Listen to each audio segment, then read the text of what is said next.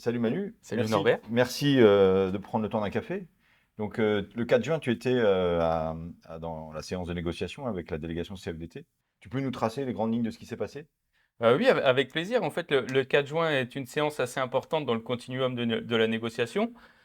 A été enfin mis, après 2 ans d'efforts de la CFDT, de mobilisation de ses moyens, de ses compétences, de ses réseaux, a enfin été mis sur la table un accord à signature des 183 euros pour tous.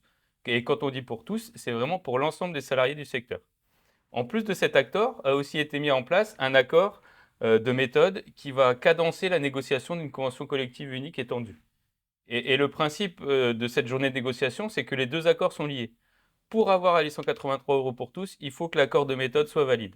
Donc, si un des deux accords n'est pas valide, forcément l'autre accord n'existera pas. C'est le principe important. Ce que j'ai compris, suivant les informations que j'avais, c'est qu'on avait deux textes qui nécessitaient quand même pas mal de négociations. Donc si on est arrivé à ce résultat, c'est que la séance a été riche en négociations et fructueuse. La séance a été riche en négociations, comme tu dis. Il y a eu beaucoup d'échanges, beaucoup d'apports qui ont été satisfaits. L'organisation employeur a enfin compris l'urgence de la situation et a accédé à beaucoup de nos revendications. Donc, les 183 euros sont vraiment pour tous. Il n'y a plus aucun exclu, les assistants familiaux, la petite enfance, même les professeurs d'éducation nationale au contrat simple. Il n'y aura plus aucun oublié du secteur. C'est effectivement une bonne nouvelle.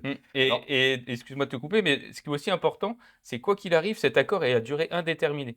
Quoi qu'il se passe plus tard dans la négociation de la CCE, on ne pourra pas revenir en arrière. Les 183 euros seront vraiment acquis pour tout le monde à partir du 1er janvier 2024. ok, très bien. Et alors, on a déjà parlé, d'ailleurs, la dernière fois qu'on s'est vu ici, le temps d'un café, de tous les délais derrière. Qu'est-ce qu'on peut dire là de ce qui nous attend dans les semaines à venir? Parce que là, donc, on est en sortie de séance, il y a des délais, et puis après, on parlera peut-être de ce qui pourrait s'appliquer quand. D'accord. Bah, sur les délais, en fait, c'est assez simple. On leur a tous dit à la suite de présentation de ces accords que la CFDT avait besoin de délais pour consulter ses instances politiques pour prendre une décision. Donc la mise à signature de l'accord est mise au 18 juin à 18 heures, ce qui nous laisse le temps de consulter nos instances politiques et de prendre une position. À partir de ce délai, il y aura 15 jours pour le délai d'opposition classique et ensuite le texte sera soumis à la Commission nationale d'agrément qui va se réunir assez rapidement parce que en fait, les fonds sont déjà disponibles. L'État nous a garanti le financement des 183 euros pour tous.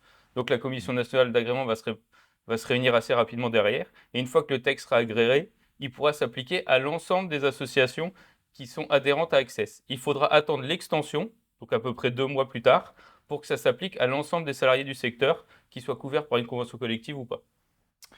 D'accord? Et dans ces textes, les fameux 183 euros, je pense que tout le monde se pose la question on a compris les délais, mais si tout se déroule bien et que cet accord est valide, et qu'il n'y a pas d'opposition, quand est-ce que ça va prendre forme? On peut espérer que si tous les délais sont respectés, si la Commission nationale d'agrément se réunit avant l'été, on peut espérer une mise en place début septembre. D'accord. Donc ça veut dire que les salariés, début septembre, ils toucheraient la rétroactivité des 183 euros du mois de janvier. D'accord, c'est ça, oui, Donc parce que dans le voilà, texte, il y a la rétroactivité au c'est au mois 1er de janvier. janvier. Et ça, après, avec une petite nuance, ça c'est pour tous les salariés dont l'employeur est adhérent à Access. Pour les autres, comme il faut attendre l'extension, ça sera peut-être plus vers novembre. Et puis, va se lancer la négociation autour de la CCUE, qui est, on l'a dit, liée, mais tu l'as très bien expliqué, les 183 euros restent un acquis qui va être gravé dans le marbre, quoi. C'est ça. En fait, concomitamment à l'accord des 183 euros pour tous, il faut que l'accord de méthode de la négociation de la CCE soit valide aussi, mais on a juste défini les moyens de la négociation. On a mis un calendrier, on a mis des objectifs.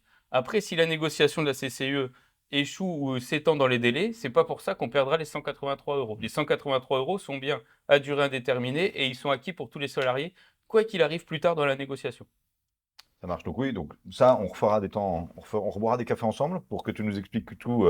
Mais on les connaît un petit peu déjà, mais les objectifs, les revendications de la CFDT, c'est évidemment d'aller vers une augmentation des salaires de tout le monde, grâce à revoir les grilles, revoir les classifications, revoir le système de rémunération. Oui, c'est ça. On porte un nouveau système de classification de rémunération. On porte aussi une nouvelle façon de constituer le temps de travail.